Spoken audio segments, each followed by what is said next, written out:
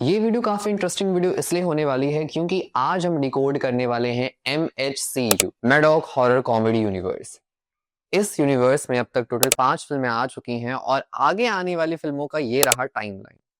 पर हमें ये भी पता है कि ये जो टाइमलाइंस हैं ये फुलफिल नहीं होने वाली हैं क्योंकि शक्ति शालिनी इसी साल 31 दिसंबर को आने वाली थी।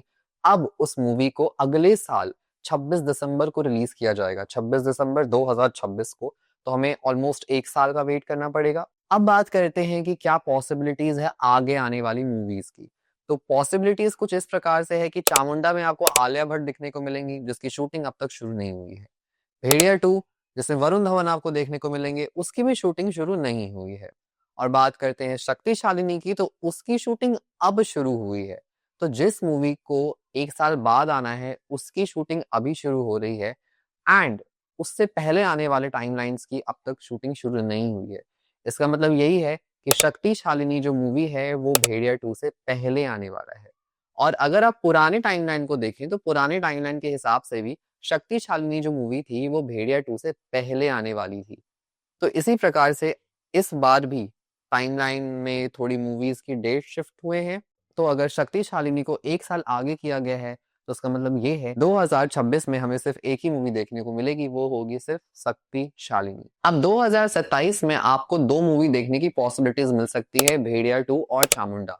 जिस प्रकार से हमने पिछले साल यानी कि 2024 में हमें मुंजिया और स्त्री 2 देखने को मिला था। इसकी पॉसिबिलिटीज तभी पॉसिबल है जब एक्चुअली इन दोनों ही मूवीज की शूटिंग अगले साल तक शुरू हो जाए और खत्म भी हो जाए, क्योंकि हमें ये भी पता है कि अब मूवीज का जो सीजीआई लेवल है वो बहुत आगे बढ़ चुका है। वीएफएक्स टॉप नॉच, अगर आपने थामा देखा है, आई थिंक सबसे बेस्ट वीएफएक्स अभी तक के पूरे हॉरर कॉमेडी यूनिवर्स में हमने हमें देखने को ये चीज मिली है। तो आई बिलीव बहुत ज्यादा ही वो वीएफएक्स में इंप्रूवमेंट ला रहे हैं and with a very limited budget में इतना अच्छा वीएफएक्स हमें देखने को मिल रहा है। तो आई थिंक टाइम तो लगेगा वीएफएक्स में। तो वो movie I don't think so कि 7-8 महीने में कंप्लीट करके हमें पटक देंगे, इट्स नॉट पॉसिबल।